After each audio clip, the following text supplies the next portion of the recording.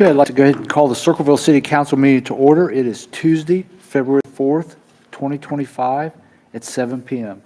Melissa, could you please do a roll call? Keller. Here. Hedges. Here. Tice. Here. Klitzka. Here. Hallinan. Here. Moats. Here. Lukasak. Absent. Duval.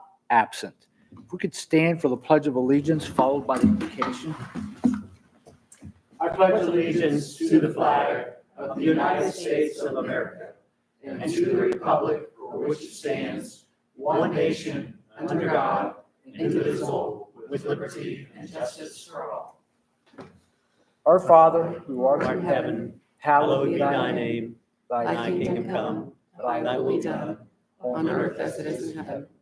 Give us this day our daily bread, and forgive us our trespasses, as we forgive those who trespass against us. And lead us not into temptation, but deliver us from evil. For thine is the kingdom, the power, and the glory forever. Amen.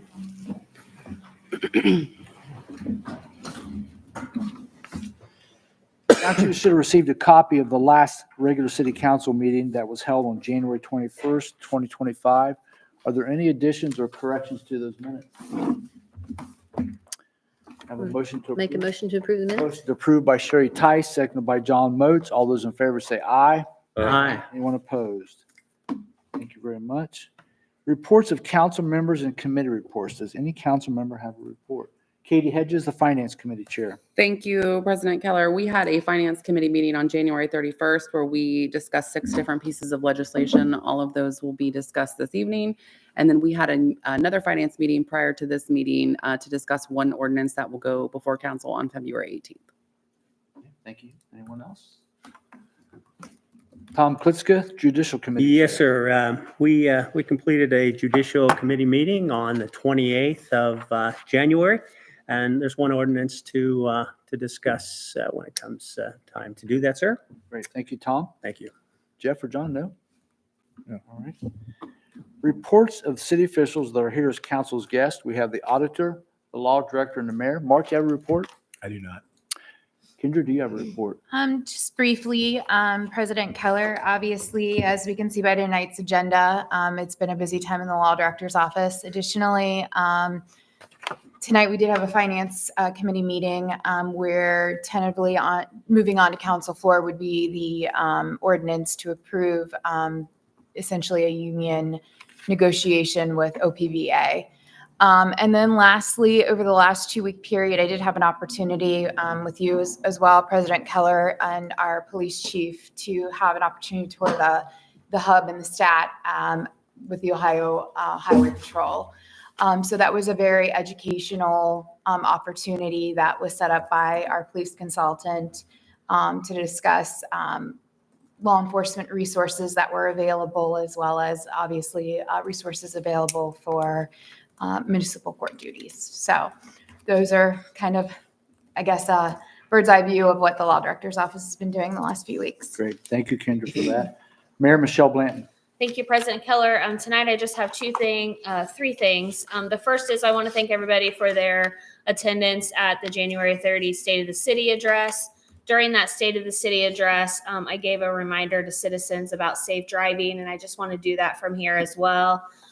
So our office has received several concerns about traffic along South Court Street, South Pickaway Street, Nicholas Drive, Atwater Avenue, Victor Avenue, Edgewood Drive, and Sycamore Drive. Just want to remind citizens that as the weather turns from winter to spring, more families and pets will be out and about. So they're going to be on the roadways where there are no sidewalks built yet, as new houses are being built. And where current houses already are. Just make sure that you're going to be alert, and remember that driving is a privilege and it is one that comes with responsibility of ensuring our roads are safe for everyone. So that's just a short PSA. And then I also wanted to just let council know that the EMA director, Tiffany Nash, did have a meeting 2 meetings last week with safety forces throughout the community to talk about the county-wide mitigation plan. That mitigation plan is for natural disasters such as flooding, tornadoes, different things like that. And so over the next few months, the administration and county employees will be working on that mitigation plan. That mitigation plan will require a resolution to be passed by council to adopt it. So when that is finished, we will come before probably safety, I would imagine, to pass that resolution. That's it. That was two things. Was there three? The state of the city, the PSA, and the mitigation plan. Okay, thank you very much. Council, anybody have questions for the officials that are here tonight as our guests? Questions? No? All right. We're at the portion of the meeting where the public can address city council. I'd like to welcome anybody to the podium. You're allowed to have up to 5 minutes to speak. If you would give us your name and your address, the clerk will keep track of your time and give you a 30-second notice. Comment on that? Your name and your address, please. Excuse me, William Haddix from 531 East Union. Just wanted to throw around an idea. Recycling's been talked about quite a bit around town. I think there was an article I read, I don't even remember where exactly now, but there's some ideas were being kicked around, and something that was brought to my attention, and I got friends in other states and stuff that already have this, and they ran into similar issues where the residents didn't necessarily want to pay for recycling because they felt that if they did, then whoever picks it up is going to sell the material as well. So kind of double money going there. So what they had worked out was, and there's grants for this. I don't know all the details, but I have seen where there's federal grants, and they'll take a small piece of land, could be an old parking lot or whatever, and it's fenced off, and they use different camera systems so you don't have to have a worker, but it's open during certain hours so the public can go in there, drop off their recyclables, and that prevents the majority of all the trash and stuff that got the bins taken out from around town that we had. And they would also build a small building on the site. So if you had anything that was household type items that you thought somebody could use, it ended up being a free store. Put it in there, help yourself. And if you mess up or, do anything, that you shouldn't, breaking the rules, then you wouldn't be, wouldn't have access back to it, because some of the cities, I got a friend that's actually in California, and the way hers worked was every household got their own passcode. And so they had to either punch it in or scan a card, either way, to get into the facility. And then if you did something wrong, your privileges were revoked. You just couldn't access it. And they said it eliminated all of the trash and all the mess that we dealt with. So I didn't know if that was something council could look into, potentially seeing, how to pay for it, or I don't think it would be crazy expensive other than just finding the location. But it seemed to be, when it was done correctly, nobody ever had the idea of, I want it, but not in my neighborhood, like we hear from everything. People didn't mind having it close because it was ran right. They had easier access, and it just kept everything cleaner. And then it could be all hauled away, and whoever was actually running it, whether it be like Rumpke or whoever, then whatever money they got, nobody cared, because they weren't putting out a monthly fee. And plus, people don't want to pay a monthly fee anyway, because a lot of them said that they just don't have that much recycling on a monthly basis. Maybe certain times a year they might, but to do it, to have an extra fee when people's already strapped for cash, every little dollar, does add up. So just kind of an idea that, there's plenty of places around town that's kind of dilapidated properties that are not really being used for much of anything other than eyesores. So, maybe something could be looked at to, maybe try to get a federal grant or whatever would need to be done to have something like that. And I think it would get used, quite a bit, and you wouldn't have all the issues, like I said, with all the trash and people dumping off furniture. And because that happened, they'd be monitored and it'd be taken care of. So just kind of an idea to throw out there that maybe, like I said, it could be looked into, and, maybe at some point down the road, something could, maybe come of it. William, thank you for your thoughts and ideas. Anyone else? Mr. Horning? Dave, if you give us your name and your address, please. Yes, my name is Dave Horning. I'm at 569 Plaza Drive. I'd just like to supplement some of the comments that William made. I had a chance today to talk to the Ross, Pickaway, Highland, Fayette. You got them all. Did I do that right? You got them all. Okay, it's our 4-county solid waste management district, of which Pickaway County is one of 4 counties. There's no landfill anywhere in any of the 4 counties. So the whole effort to recycling, which one area that he is suggesting, is an effort to forestall us someday being forced with having to pick a location in Pickaway County to have a landfill. These landfills are privately owned. They're not government agencies. And every landfill that's open in Ohio today has the end of life date associated with it. I mean, it's a container with so much room, they're being filled up. Every landfill has an end of life associated with it. So they're eventually going to be filled up, and there will need to be new landfills. We can imagine Fairfield County has one. There's going to come a day when they say no more. We'll just keep it for Fayette or for Fairfield County. Pike County is the same way. But there are 2 programs. What William is referring to, I talked to Erica Tucker, and she does have a mega site proposal, exactly what he's talking about. And there is one in Ross County that could be studied. I don't know if Tom's committee would want to do it, or the service committee, but. Actually in Washington Courthouse. Oh, correct. You're right, correct. Yes. Yeah. On the courthouse, yes. But that could be studied, and it's run as a site where people can come. Their license plate is monitored when they drive in. If they drop off something inappropriate, they can get contacted, and then their privileges can be revoked. But that's not mutually exclusive to the curbside pickup. I think Pickaway County, Circleville could have both. We only need 450 households in Circleville to sign up for this program. I think the officials are trying to extend the February 1st deadline to make that happen. And if 450 families sign up, we can have curbside recycling here in Circleville. And it just forestalls the date when we would need to have our own landfill here in Pickaway County. So I think both programs are not mutually exclusive. That's the point I want to make. Great, thank you. Tom, have you heard back from Rumpke? How close are we to the 450? We're actually, Dave, I think spoke to, I think through Erica today, 250, I think was most recently. 250? Okay, so we still got a couple hundred yet to get signed up. We do. That's a pretty big increase, though. I asked on 128 and Jacob said 222. So that's good that we're still getting that kind of Yeah, still movement in 2 days. Yeah, one final comment is because I tried this today. I signed up for it today, and they took my contact information. They did not act for payment because until they get the 450, Right. they can't start charging anybody. So I just want to encourage anybody, if you're interested, you can sign up now and you're not going to be asked for pay at this point in time. Great. An easy thing is you can call them. You can also scan this marketing piece that they sent to all of our homes here in the city. But it's 1-800-828-8171, and they'll get you taken care of. It's an easy process. They're very customer service oriented.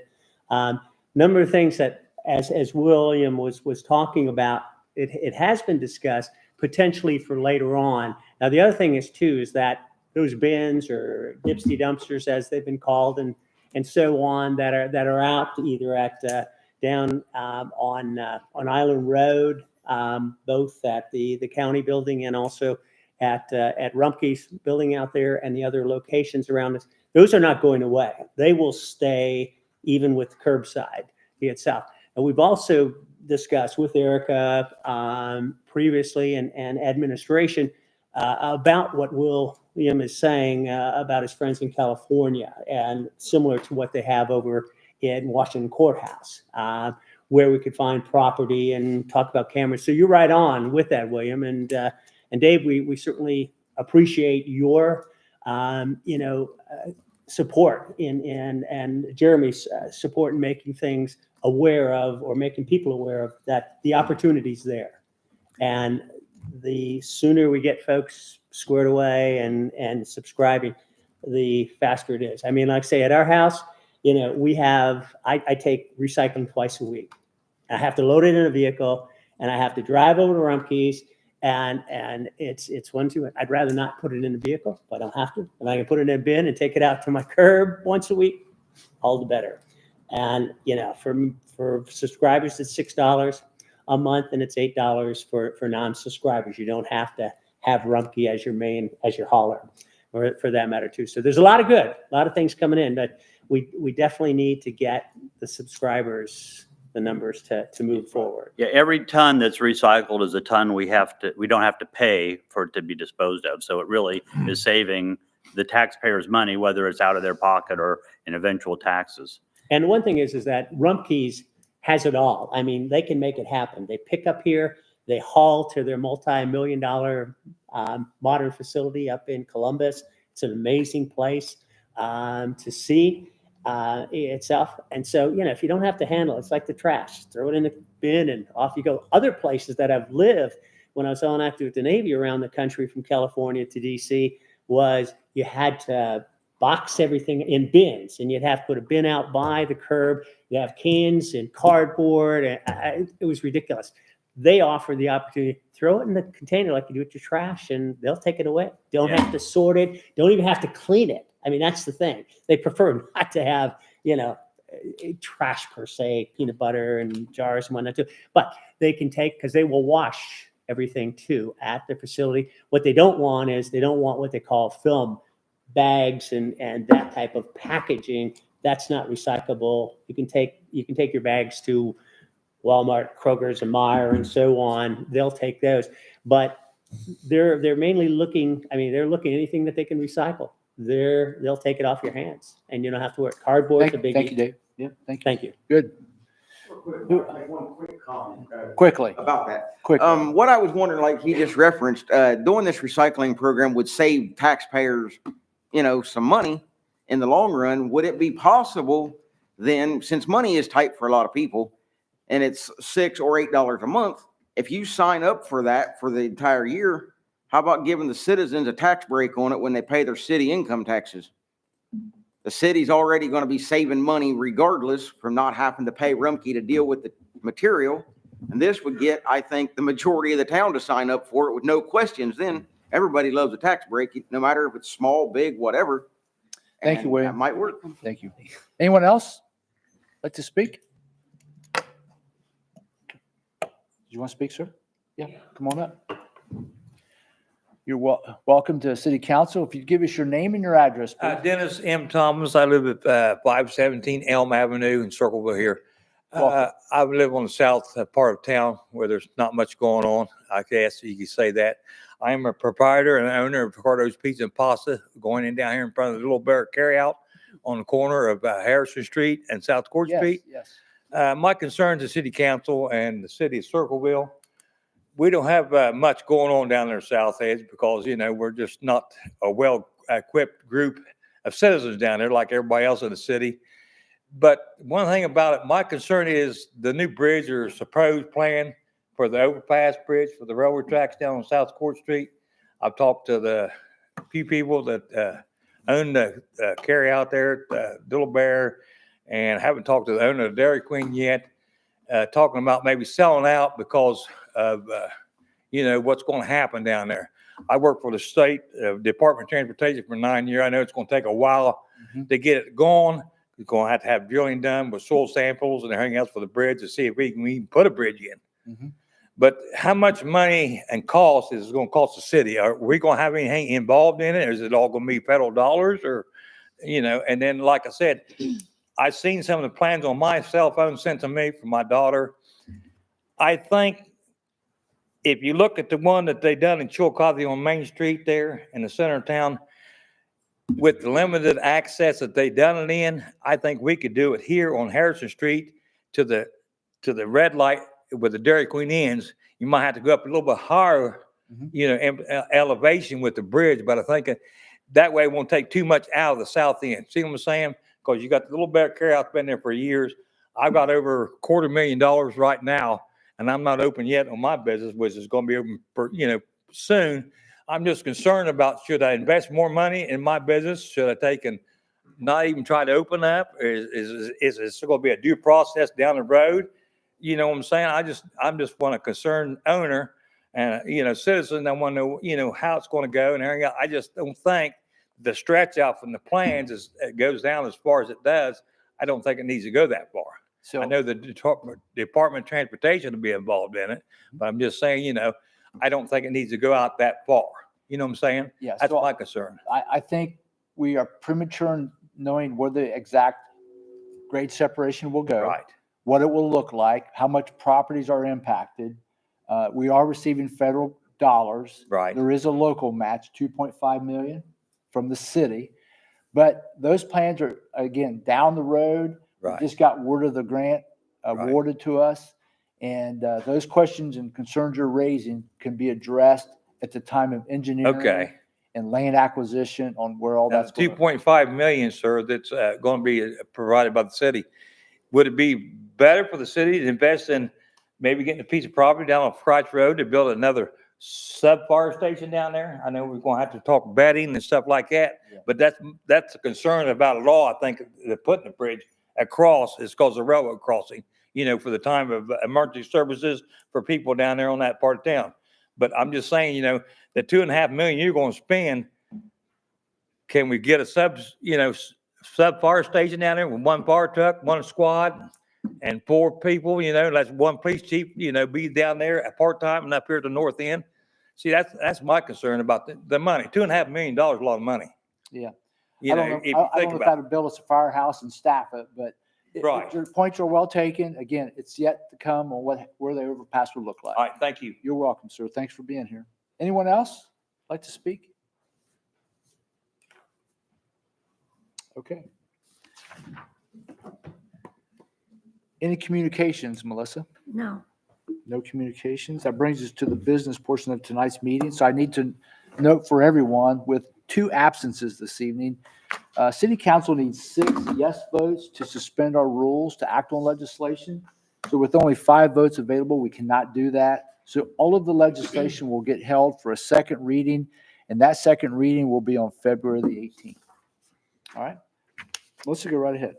An ordinance amending chapter 123.01 of the codified ordinances of the city of Circleville, establishing the position of clerk of council and declaring an emergency. Council, you've heard the first reading of this ordinance from the Finance Committee. Katie? Thank you, President Keller. This went before the Finance Committee on January 31st. As Melissa read, this is for the clerk position for council. It is a non-union, non-supervisory, unclassified position, and it did come through our committee with a recommendation for passage. Any other questions or comments? I just wanted to say, this is just clarifying the assistant clerk position that we have had in the Correct. past. This is Yep. not a new position being created. That's correct. I'll make a motion to hold for a second reading. Motion by Jeff Hallinan to hold for second reading, seconded by John Moats. Roll call, please, to hold this ordinance for a second reading. Hedges. Yes. Tice. Yes. Blitzka. Yes. Hallinan. Yes. Moats. Yes. The ordinance will be read on February the 18th. An ordinance amending chapter 123.01 of the codified ordinances of the city of Circleville, establishing the position of assistant clerk of council and declaring an emergency. Council, you've heard the first reading of this ordinance, again from the Finance Committee. Thank you, President Keller. Similar to the first, this is for the position of assistant clerk. Also, as Councilperson Tice pointed out, this was a position that already existed. It is a position that is currently unfilled. Also came through our committee with a recommendation for passage. Any other questions or comments? Motion to hold for a second reading. Motion by Katie Hedges to hold for second reading, seconded by Sherry Tice. Roll call, please, on the motion to hold this for second reading. Tice. Yes. Hedges. Yes. Blitzka. Yes. Hallinan. Yes. Moats. Yes. It will be read on February the 18th. Resolution approving the application to add certain parcels of real property to the Circleville New Community Authority District and to amend the petition for establishment of the Circleville New Community Authority as a new community authority under Chapter 349 of the Ohio Revised Code and declaring an emergency.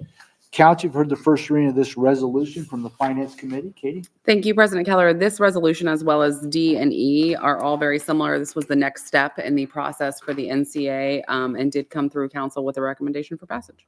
Okay. I will note it is the final step of the NCA process, and this is specifically for the North Court Street development. Any other questions or comments? Motion? I'll make a motion to hold for second reading. Jeff Hallinan moves to hold this for second reading, seconded by Tom Klitzka. Roll call, please, to hold this for second reading. Hedges. Yes. Tice. Yes. Blitzka. Yes. Hallinan. Yes. Moats. Yes.